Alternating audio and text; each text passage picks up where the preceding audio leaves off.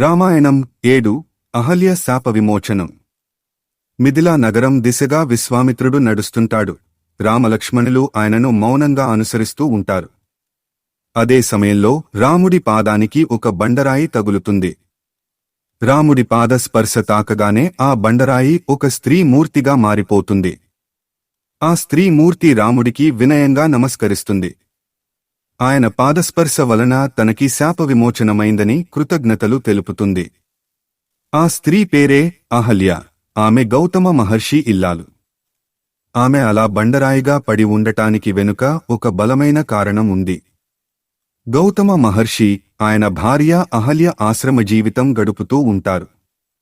అహల్య మహా సౌందర్యరాశి, అనునిత్యం భర్త పూజకు అవసరమైన వస్తు సామాగ్రిని సమకూర్చుతూ ఉంటుంది. ఒకసారి ఆకాశ మార్గాన ప్రయాణిస్తున్న ఇంద్రుడు ఆమెను చూస్తాడు. ఆమె సౌందర్యం ఆయనను సమ్మోహితుడిని చేస్తుంది. దాంతో ఆమె పట్ల ఆయనకి వ్యామోహం పెరుగుతుంది. ఆమెను లోబరుచుకునే అవకాశం కోసం వేయికళ్లతో ఎదురుచూస్తూ ఉంటాడు. ప్రతిరోజూ తెల్లవారు జామునే గౌతమ మహర్షి స్నానానికై నదికి వెళ్లడం గమనిస్తాడు. ఓ రాత్రివేళ గౌతమ మహర్షి ఆశ్రమం దగ్గరికి చేరుకున్న ఇంద్రుడు కోడిలా మారిపోయి కోడిలానే కూస్తాడు.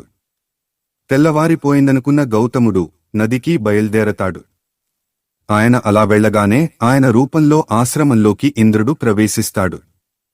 అహల్య పట్ల వ్యామోహంతో ఉన్న ఇంద్రుడు ఆమెను స్పర్శిస్తాడు.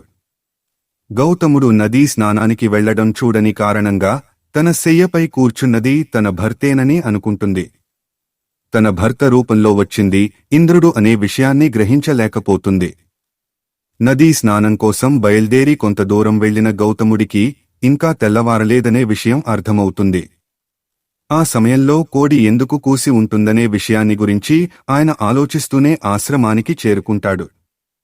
ఆశ్రమంలో తన రూపంలోని దేవేంద్రుడితో అహల్యను చూస్తాడు. ఇంద్రుడి ధోరణి పట్ల ఆగ్రహావేశాలను వ్యక్తం చేస్తాడు. అతని శరీరం అంతటా కూడా సహస్ర యోనులు చోటు చేసుకుంటాయని శపిస్తాడు. వచ్చినవాడు తన భర్త కాదు అనే విషయాన్ని గ్రహించలేకపోయిన అహల్య శిలగా పడి ఉండాలని శపిస్తాడు.